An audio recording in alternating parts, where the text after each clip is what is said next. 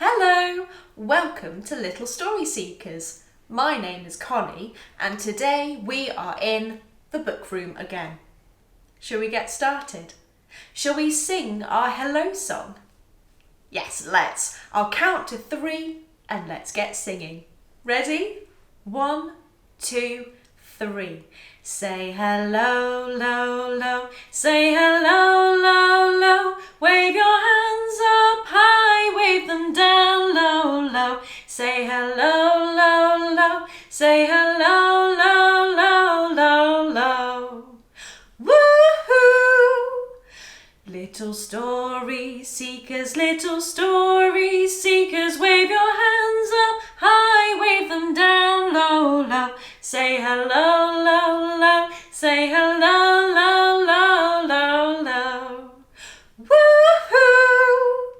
And I tell you what, just because the woohoo is my favouriteest part of the entire song, let's do it one more time. I'll count to 3 and then give it your biggest, bestest one yet. Ready? 1, 2, 3. Woohoo! Good job. Now, today we are here for another story, and you may have seen that I have my story suitcase right here. Should we just get on with it and see what's inside? I think so. But remember, there's a special way to get into my story suitcase, isn't there? There is, that's right. We have to say our special saying. And it goes like this. 1, 2, 3, 4, 5. Let's see what's inside. Ooh. Well, there's only one clue in here about what today's story is about. Hello? This. Do you know who this is? Look, it's a mermaid. I wonder, can you think of a story that might be about a mermaid? I can. I know exactly what story to tell. Now I'm going to put you down here. Ready? I know just the story about mermaids. And it goes like this. There's a place called Cornwall that's right at the bottom of Britain. And it's a place that is surrounded by sea. And right at the end of Cornwall, in a place called Penwith, is a place called Zennor. And in this place called Zennor was a boy who goes by the name of Matty Trewella.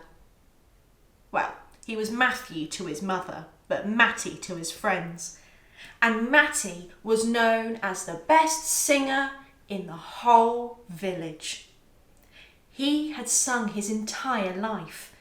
He sang at primary school, he sang in assemblies, at the nativity plays, and as he got older, he would sing when he was doing his chores. He sang on his newspaper route, he sang in the choirs, he sang in the pub, you name it.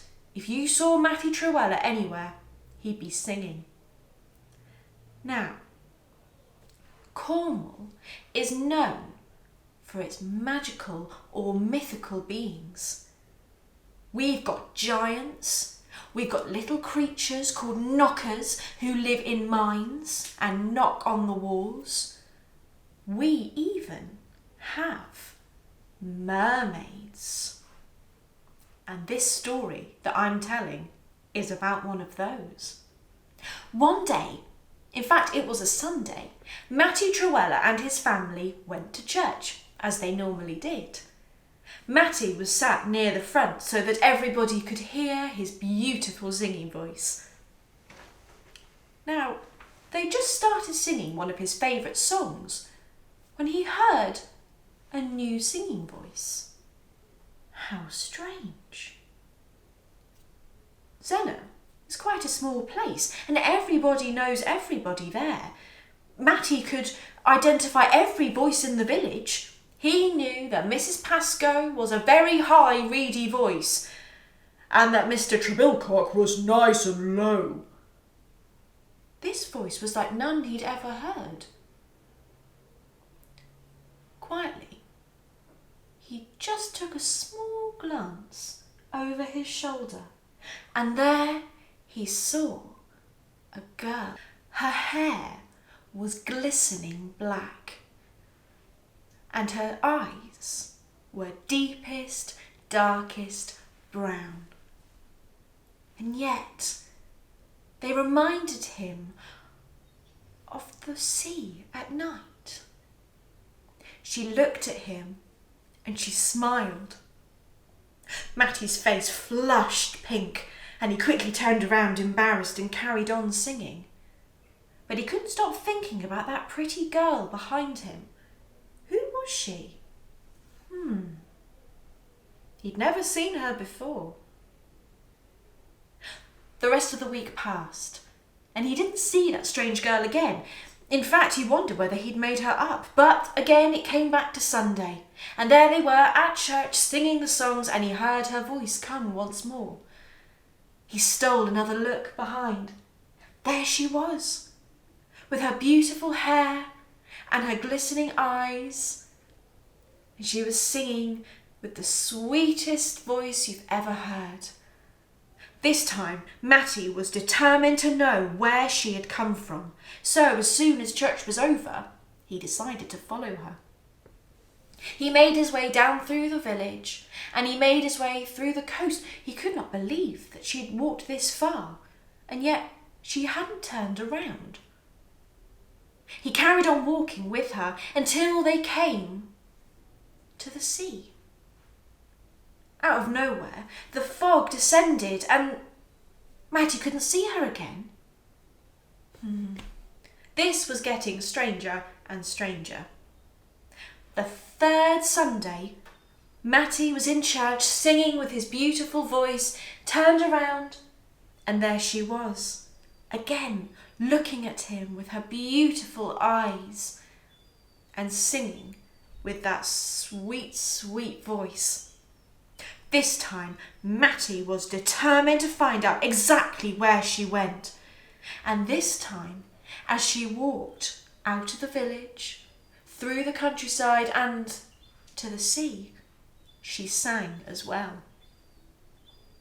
Matty felt enchanted by her voice and couldn't help but walk behind. This time, when they made it to the sea, he saw her walk in. And then, now, he wasn't entirely sure whether he'd actually seen this, but he could have sworn that there was a flash of blue and silver. Was that the tail of a fish? No, definitely not. Matty had not just seen a girl with a tail like a fish. Matty realised that he must have seen a mermaid. The fourth Sunday he was determined to follow, because by now Matty's heart was filled with love for this mermaid. That Sunday he was singing even louder and bolder than before. Turned around, there she was, and this time her smile was also full of love. And then, as they walked out the church, he followed her again, and they walked down towards the sea. And then she turned around, and she said, "Matty Trewella, I know you. Come with me." And Matty Trewella only thought about it for a moment, and he joined her, and they held hands and they walked into the water, and he was never seen again. Or so the legend has it, because there are rumours that years later a captain on a boat was sailing towards Zennor, and they threw the anchor down nearby, and then out of nowhere a woman appeared. And she had long black hair and shining, sparkling brown eyes. And she said to the captain, "Excuse me, would you mind moving? You have parked your boat on my house underwater where my husband, Matty, and our children are, and I'd quite like to get in." So who knows? I think that they lived happily ever after together and are now under the water singing sweet, sweet music.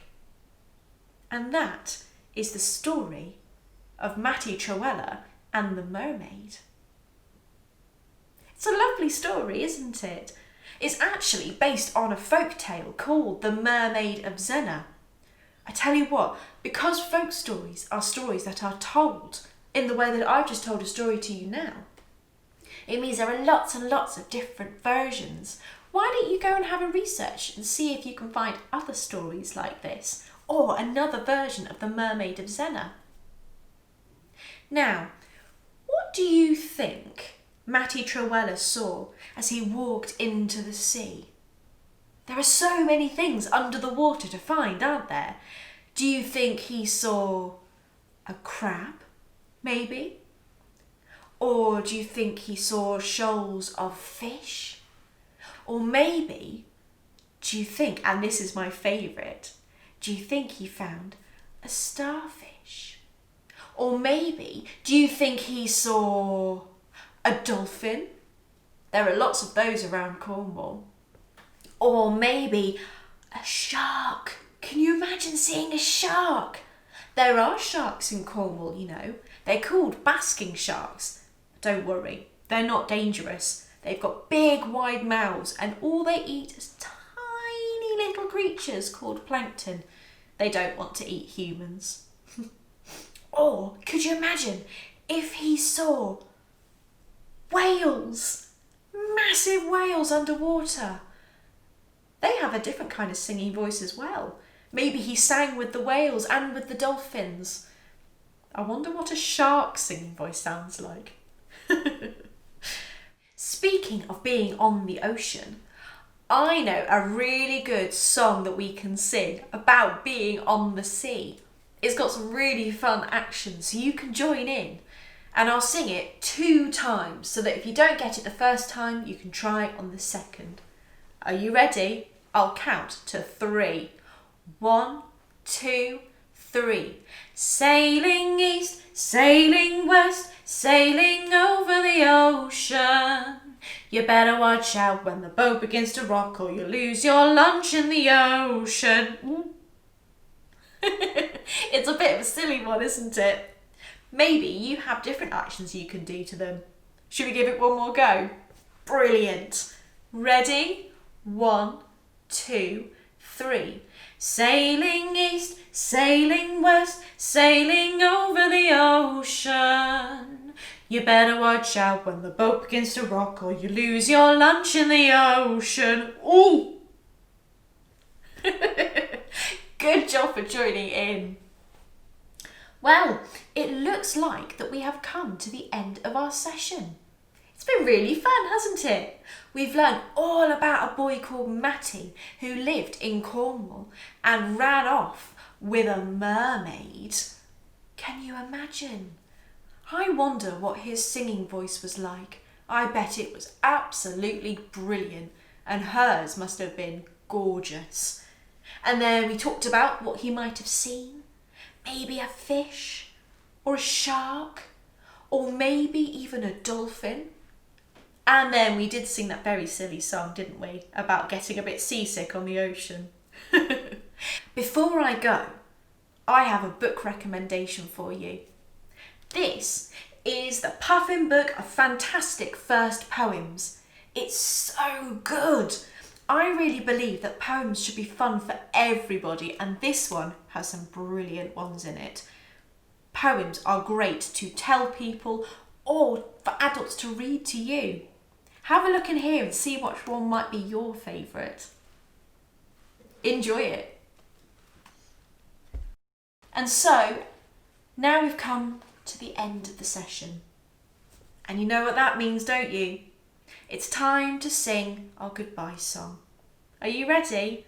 I'll count to 3 and let's give it our biggest, bestest singing yet. Ready?